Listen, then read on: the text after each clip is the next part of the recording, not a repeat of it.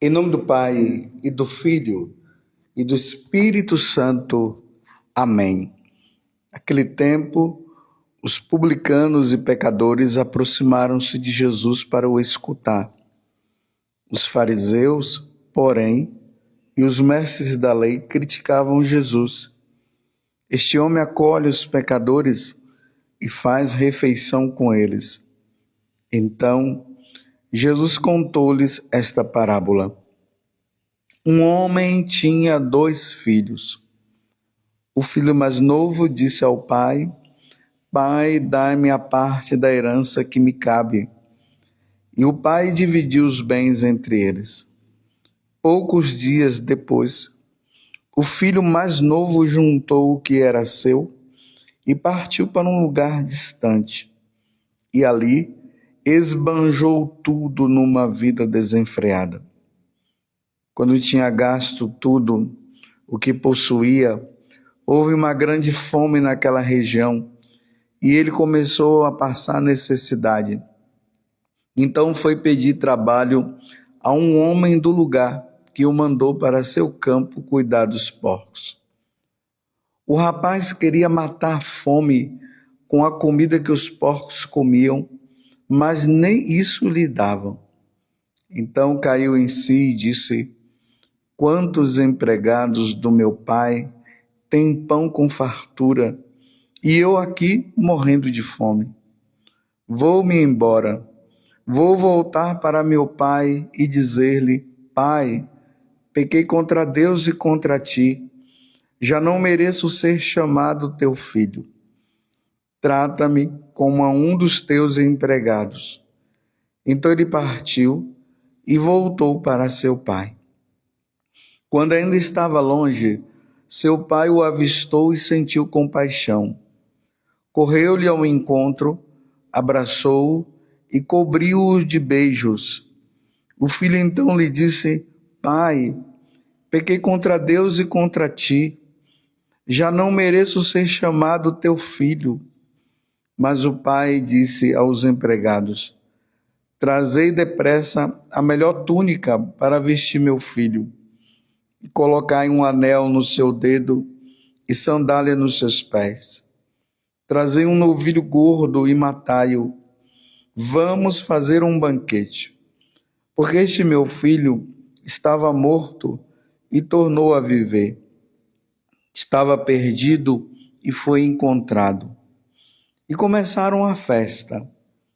O filho mais velho estava no campo. Ao voltar, já perto de casa, ouviu música e barulho de dança. Então chamou um dos criados e perguntou o que estava acontecendo. O criado respondeu: É teu irmão que voltou. Teu pai matou o novilho gordo porque o recuperou com saúde, mas ele ficou com raiva e não queria entrar. O pai, saindo, insistia com ele. Ele, porém, respondeu ao pai: Eu trabalho para ti há tantos anos, jamais desobedeci a qualquer ordem tua, e tu nunca me destes um cabrito para eu festejar com meus amigos.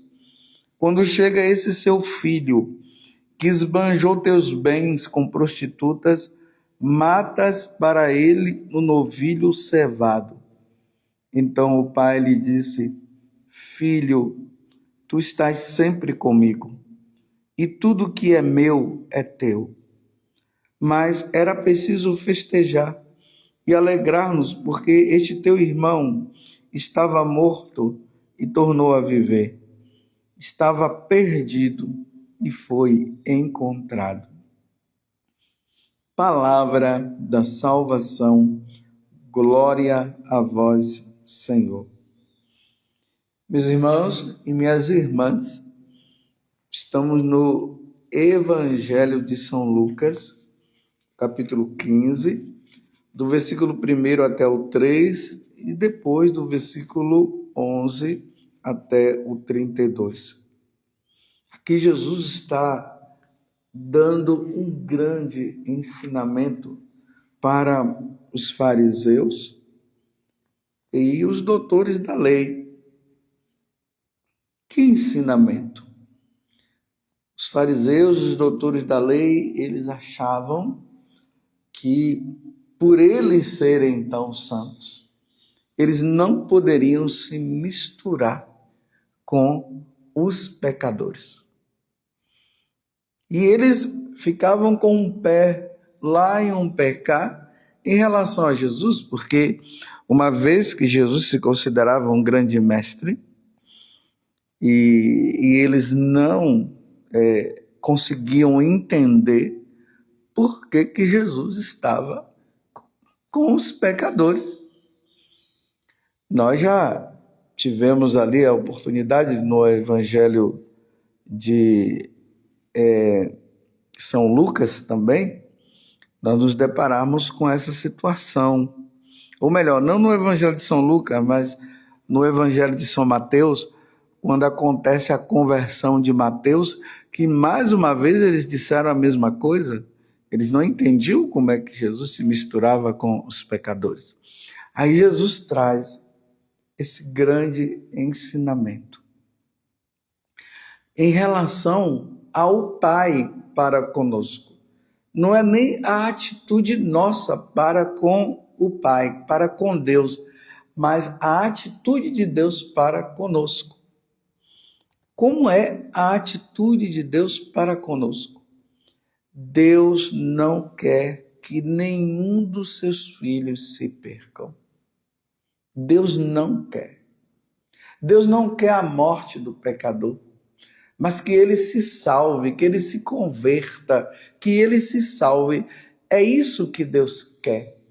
Por isso que no seu infinito amor, e Deus vendo que não tinha jeito de nós nos salvarmos por nós mesmos, com as nossas próprias forças, aí ali no capítulo 3 do Evangelho de São João vai dizer que Deus amou tanto o mundo, que Deus amou tanto eu, Deus amou tanto você, que Ele enviou o seu Filho, Ele deu o seu Filho, Ele entregou o seu Filho para ser oferecido em sacrifício pela nossa salvação. Olha como é que Deus expressa o seu amor para conosco.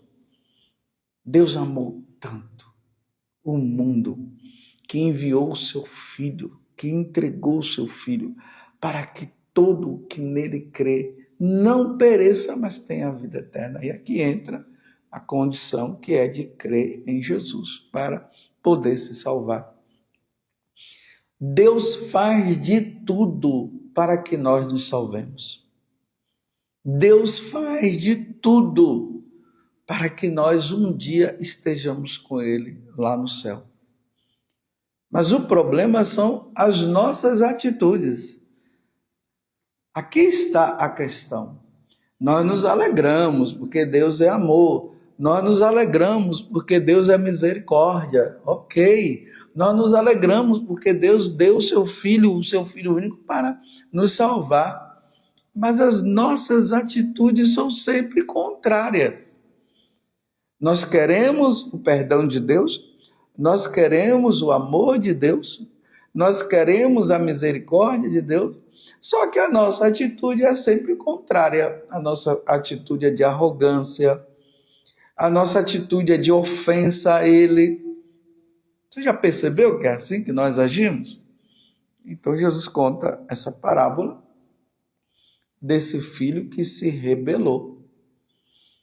Ele estava com o Pai, ou melhor, estava ali com Deus, e quem tem Deus, meus irmãos, tem tudo. É o que Santa Teresa d'Ávila, ela expressa. Quem tem Deus tem tudo, mas não é ter Deus para ter coisas materiais, é simplesmente ter Deus. Quando nós temos Deus na nossa vida, nós, na verdade, não precisamos de nada de material. Por isso que a nossa caminhada é para o céu. Porque lá no céu nós já teremos Deus, nós não vamos precisar mais de nada. Nós temos o tudo. É essa compreensão que nós devemos ter. E esse filho estava com o pai e, tendo tudo, ele resolveu, perdeu tudo para ficar com quinquilharias, para ficar com o material. Então ele pede a herança. O pai, como não quer forçar nenhum de nós, o pai deu: você quer a herança? Que na verdade, meus irmãos, o que estava acontecendo ali era o seguinte: aquele filho estava dizendo assim: pai, eu não preciso de ti. Eu quero viver uma vida independente. Eu quero ser dono de mim mesmo. Eu quero fazer as coisas que me cabem. Eu quero a liberdade. Então ele estava negando de ter tudo, de ter Deus, de ter o seu Criador. Mas como Deus ele vai sempre agir na nossa liberdade, é nós que decidimos, o Pai deu. Mas eu imagino, meus irmãos, a tristeza do pai de ver o seu filho indo embora, porque o bem maior de Deus, o bem maior do pai é o filho. Era aqueles 2 filhos que ele tinha. As outras coisas, nada valia. Embora Deus não precise de nós, nós é que precisamos dele, mas Deus tem um amor tão grande para com os filhos, que ele não queria perder, ele queria ter os filhos em volta dele. Mas o filho resolve ir embora, vai. Graças a Deus ele quebrou a cara. Aí ele foi ver que a vida dele sem Deus é uma porcaria mesmo. A vida dele, a nossa vida sem Deus é como viver na porcaria do porco lá. Imagina, a gente vai lá no chiqueiro, que fedor é o chiqueiro, quem aguenta? Só o porco. Porque o lugar do chiqueiro para viver no chiqueiro só os demônios, porque o inferno é isso. O inferno é um chiqueiro, é um lugar fedido. E aí ele viu ali que viver na porcaria, viver sem nada e viver sem a presença de Deus era realmente uma situação de desespero, desesperadora. Graças a Deus ele também não caiu no orgulho. Ele poderia dizer: mas eu não vou voltar não. Graças a Deus, ele tomou consciência e pensou lá na casa do meu pai: não, que vida maravilhosa eu tinha lá. Olha agora o que eu tenho. Não tenho nada, gastei tudo. As pessoas me exploraram, me usaram, depois que eu fiquei sem nada, cadê? Não tem mais ninguém comigo. E lá até o empregado é tratado de forma maravilhosa. Então eu vou voltar. E graças a Deus ele voltou. Mas o pai, no seu amor infinito, sempre esperando. Bonito que quando ele chega, o coração do pai pulsa de alegria, de muita alegria. O meu filho voltou. E na hora que o filho foi falar: olha, me perdoe, tudo, ele nem quis ouvir isso. Ele disse: coloca um anel novo e vamos fazer uma grande festa, porque meu filho voltou, agora ele está comigo. Isso é o mais importante. Aí nós tivemos essa situação lamentável do irmão que cobrou do pai a festa, e o pai disse: meu filho, você esteve sempre comigo. E aqui, meus irmãos, é importante que não é uma questão somente do irmão lembrar: o Senhor não fez festa para mim. Aqui é uma questão de salvação. Quando o pai diz: esse meu filho estava perdido e agora ele voltou, é a perdição eterna. Vocês se lembram lá do Lázaro e do homem rico? O rico que depois ficou no inferno, nos tormentos? Deus não nos quer no inferno, meus irmãos. Deus nos quer no céu. Deus já nos ensinou todo o caminho que nós devemos ter para nós nos salvarmos. Crer em Jesus. Viver os sacramentos que nos levam à santidade. Viver os mandamentos da lei de Deus. Quando diante das fraquezas cair, se arrepender. E ir no confessionário pedir perdão, criar vergonha na cara e não voltar à vida errada mais. É isso que Deus quer de nós. Porque Deus nos quer eternamente com Ele no céu. Deus não nos quer eternamente no inferno. Nem para o diabo Deus queria isso. Mas eles foram para lá porque eles que quiseram. E eles não querem sair de lá. Ou melhor, eles não querem se arrepender, eles não vão se arrepender nunca e por isso eles nunca vão sair de lá. Mas Deus não nos quer no inferno, Deus nos quer no céu.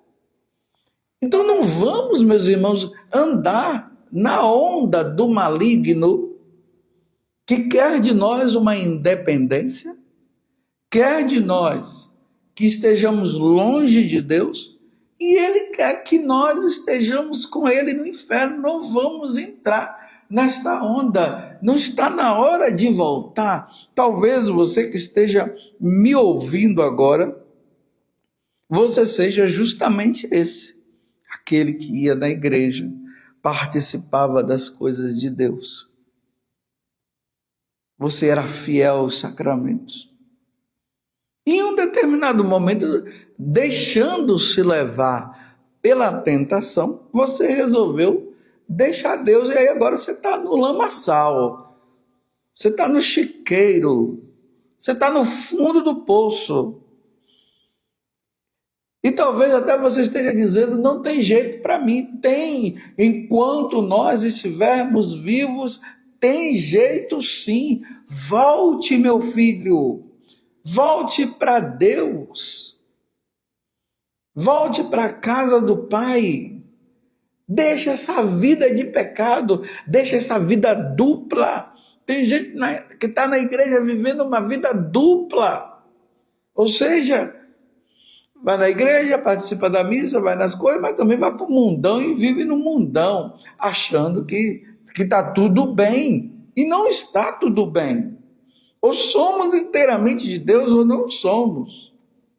Ou amamos a Deus por inteiro, ou nós não o amamos. Não dá para ficar nas duas situações. Volta! Porque o Pai está querendo que você volte. Volte! O que é que na tua vida está levando você a viver como este filho que abandonou o pai para viver na porcaria, para viver numa felicidade que não é felicidade, que é algo passageiro, que é uma vida de mentira? Vamos viver na verdade. É hora de voltar.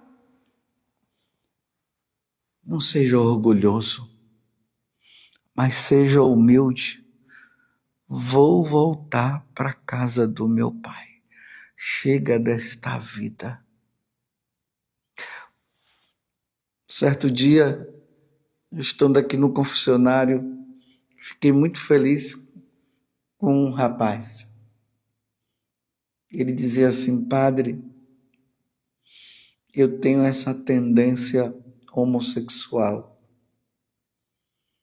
Eu era de igreja e eu fui percebendo essa tendência dentro de mim, me deixando influenciar pelos meus amigos. Eu acabei entrando nesta vida. Porque eu lutava, padre, eu lutava. Mas chegou um ponto que eu achei que eu deveria experimentar. E eu comecei a experimentar. E no início, padre, foi até bom. Aquele prazer, aquela sexualidade, a satisfação que eu estava tendo. Só que no decorrer do tempo, eu fui percebendo, padre, um grande vazio dentro de mim. Eu sabia que não estava no caminho certo. Mas mesmo assim, eu quis viver aquela vida. E eu ficava justificando, dizendo que Deus me fez assim, que eu não tem cabimento, que as pessoas me rejeitam, e preconceito, homofobia, eu tenho os meus direitos também, e aquela coisa toda. Mas eu fui percebendo o vazio. A consciência já pesava dentro de mim. Eu já percebia uma certa tristeza que já estava partindo para uma depressão. E eu comecei a achar que não tinha mais jeito, não tinha mais jeito. Aí o senhor sabe, né? Veio a questão do suicídio. Estava querendo me matar, porque não encontrava felicidade. Mas eu disse, eu vou tentar de novo, eu vou voltar à minha vida. E aqui estou. Fez uma boa confissão, graças a Deus.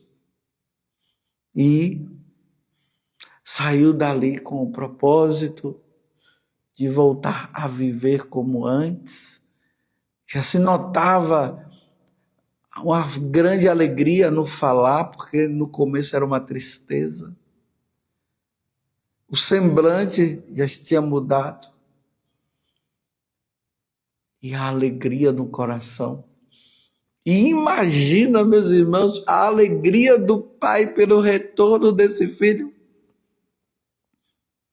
É claro que os pais vão sempre se preocupar mais com aqueles que estão na vida errada. O segundo filho, ele não entendeu isso. Aquele dali já era a alegria dele. Mas imagina a tristeza do pai, sabendo que ele estava perdendo o seu filho para sempre. O filho não entendeu. E o pai tentou explicar para ele. Então, Deus está preocupado com aqueles que estão longe. E esse rapaz voltou.